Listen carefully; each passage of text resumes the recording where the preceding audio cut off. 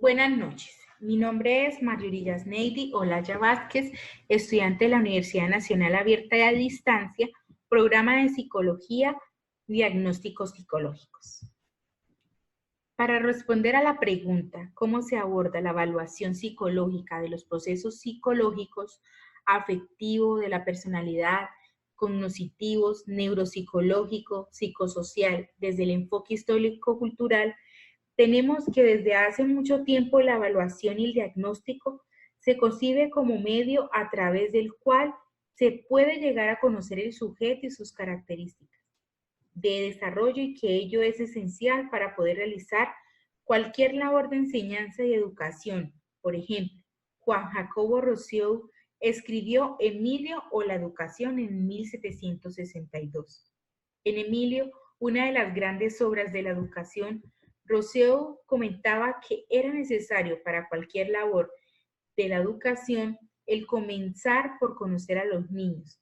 Seguramente no los conocían. Eso fue la primera recomendación, el primer concepto que les brindaba Rousseau a los maestros. ¿Y por qué? Porque en todo este libro se aprecia que la evaluación y el diagnóstico, como le llamamos hoy en día, está presente siempre y se basa en qué es realizar un proceso de la enseñanza no basado en los contenidos de un programa, o no solo en el programa y en el contenido que el maestro decidiera desarrollar con el niño. Para Rousseau, y también debería serlo para nosotros, lo más importante era que el contenido que el maestro desarrolla en la enseñanza fuera objeto del interés, de la preocupación, de la motivación, de aquellas posibilidades de ser adquirido por aquel niño. Y para eso era imprescindible conocer a profundidad el desarrollo, los intereses, las posibilidades de aprender lo nuevo y más complejo o abstracto. ¿Y esto qué es? No es precisamente lo que deberíamos alcanzar a través del proceso de evaluación y diagnóstico educativo y del desarrollo. ¿Dijo algo relacionado con la clasificación de los escolares en buenos y malos?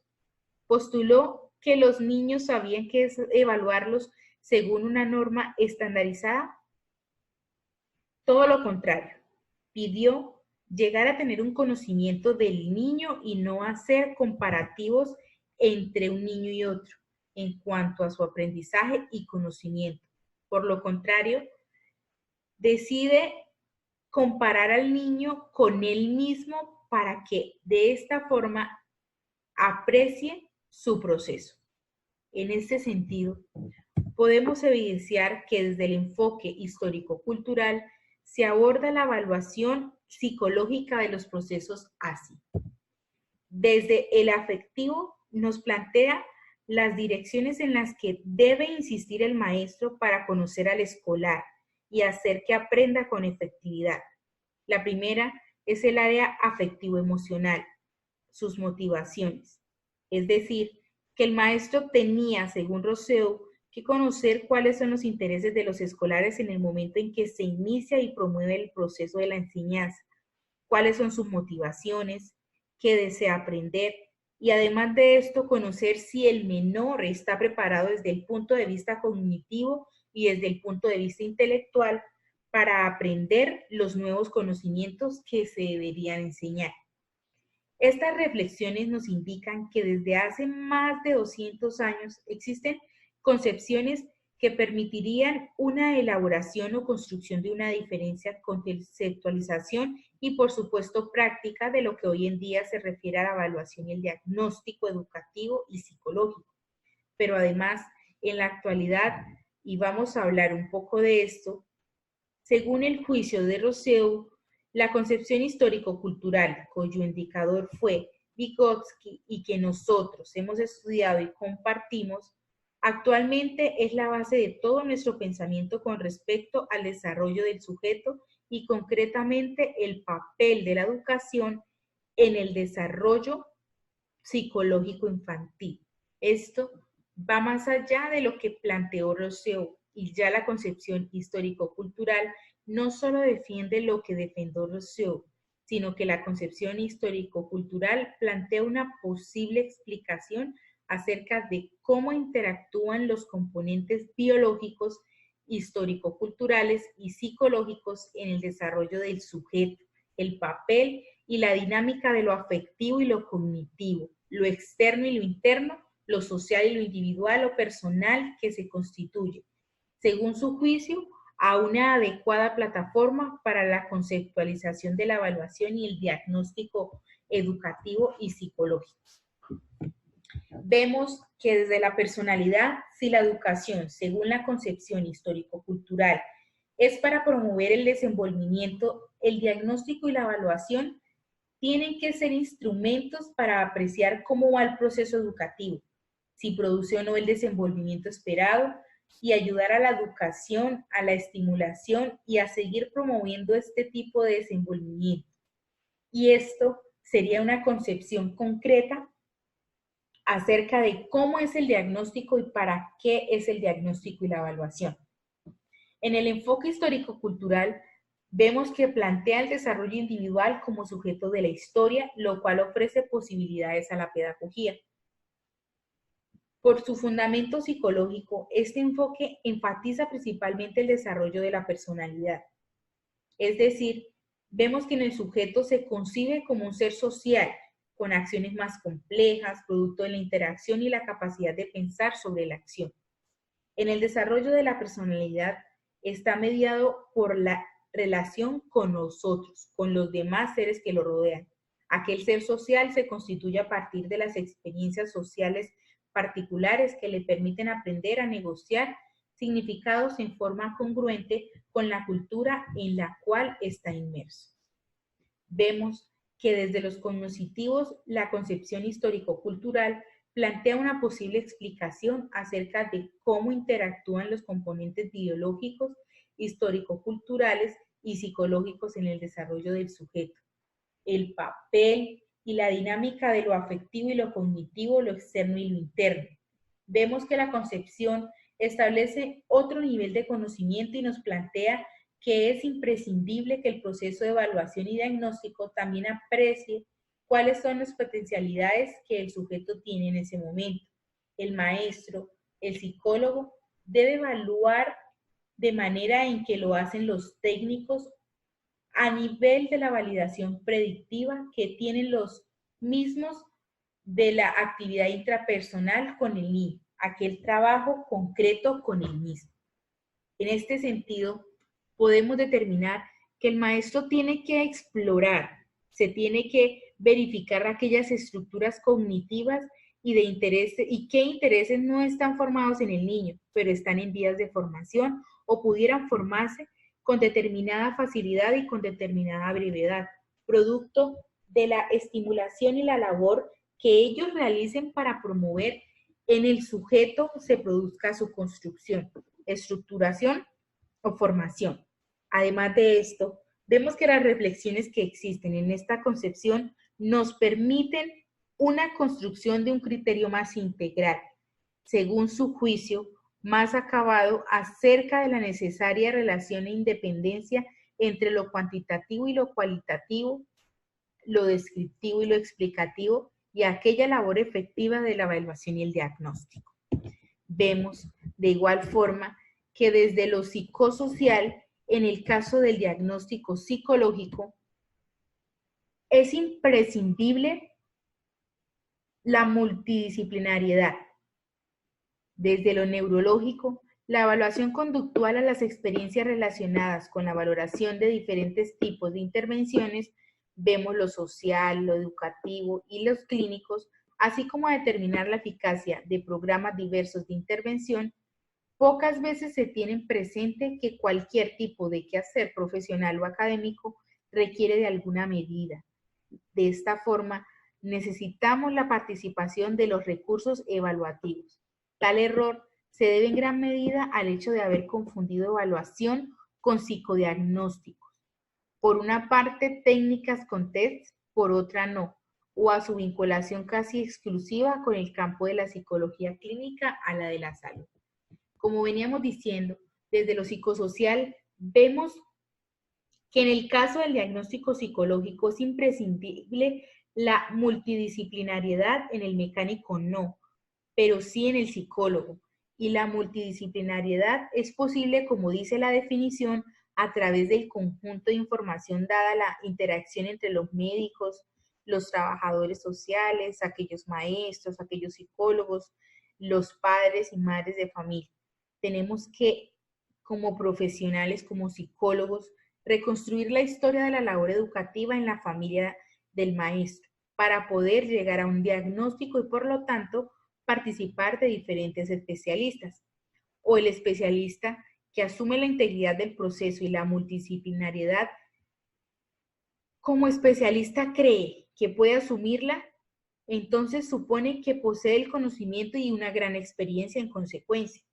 El especialista puede tener una visión integral del proceso y consultarla por diferentes vías, pero a veces no es posible construir aquel equipo de múltiples especialistas, por lo que se puede remitir para que se solicite una evaluación en las demás áreas que lo requieran y lo estimen pertinentes.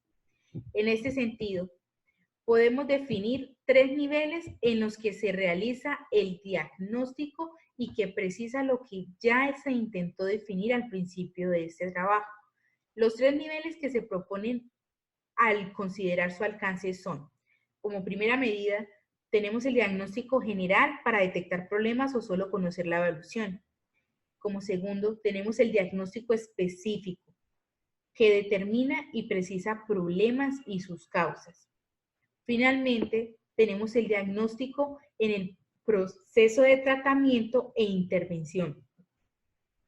En cualquiera de estos niveles en los que se realiza el diagnóstico, resulta indispensable la realización de tareas concretas que pudieran precisar los pasos que deben cumplirse para realizar esa actividad de manera efectiva. Para dar respuesta a nuestro segundo interrogante, desde el enfoque ecosistémico de Bronfenbrenner, ¿cuál es la relevancia del desarrollo de la dinámica proceso, persona, contexto, tiempo? Vemos que Bronfenbrenner tiende a considerar lo externo, lo social, lo que denomina como contexto ecológico, como un conjunto de factores potencialmente aislables que influyen de manera más o menos lineal en el desarrollo del niño. Así, como veremos, su interés va a ser en diseccionar este contexto en el que vivimos y establecer el posible papel que cada uno de los factores juega en el desarrollo. Vemos que la propuesta de Bronfenbrenner surge como una reacción en principio metodológica contra la manera tradicional de estudiar el desarrollo desde el conductismo y más tarde desde el procesamiento de la información. Según este autor, los estudios realizados desde estos enfoques básicamente en contexto de laboratorio se habían dedicado a estudiar comportamientos extraños de niños en situaciones extrañas durante un periodo de tiempo más breve posible. Por ello, los objetivos del modelo ecológico de Bronfenbrenner propugna son básicamente 2. Como primera medida, tenemos el potenciar el estudio del desarrollo en su contexto ecológico en los ambientes reales en los que los seres humanos vivimos y en los que acontece ese desarrollo. Como segunda medida, tenemos aclarar conceptualmente el concepto de contexto, concepto sobre el que se había trabajado poco y se había considerado tradicionalmente como una amalgama. 3 son las características que la investigación que se llevaba a cabo en aquel momento presentaba en relación a los contextos en los que se produce el desarrollo y tiene el propósito de superar. Vemos, en primera medida, descriptivamente se encontraba con poca información sobre cómo se distribuían los procesos de desarrollo en los diferentes contextos en los que el niño participaba. Desde un punto de vista analítico, faltaban conocimientos sobre las características de los contextos que estimulan o soportan la aparición de ciertos procesos evolutivos. En general, hasta ese momento el estudio de los contextos se había limitado al estudio de situaciones didácticas de interacción, es decir, típicamente interacción entre niños y sus madres o cuidadores, ignorando el posible influencia de contextos más amplios. El entorno, de acuerdo con Bronfenbrenner, se concibe como una serie de estratos interrelacionados, algunos con influencias más cercanas o directas sobre la persona, otros con influencias más lejanas o indirectas. Vemos en este mismo sentido que el estrato más cercano a la persona es el microsistema, el cual comprende los ambientes más próximos al niño, su familia, la escuela, etc. Tanto en su dimensión puramente física, es decir, el tamaño de la casa, los libros, patrones de actividad e interacción con otras personas, así como el estar con sus padres, maestros, otros adultos y otros compañeros. En el mesosistema vemos que es una estructura más amplia que se refiere a las relaciones que se establecen entre los diferentes microsistemas en los que tiene lugar el desarrollo del niño. Un ejemplo de estas relaciones podría ser aquellos vínculos que existen entre los padres con el colegio al cual acude su hijo y con sus maestros. En el exosistema vemos que son los ambientes en los que no están implicados directamente los niños, pero indirectamente les afecta a partir de su influencia en actividades y personas que sí forman parte de sus microsistemas. Por ejemplo, formarían parte del exosistema de un niño en el entorno laboral de sus padres.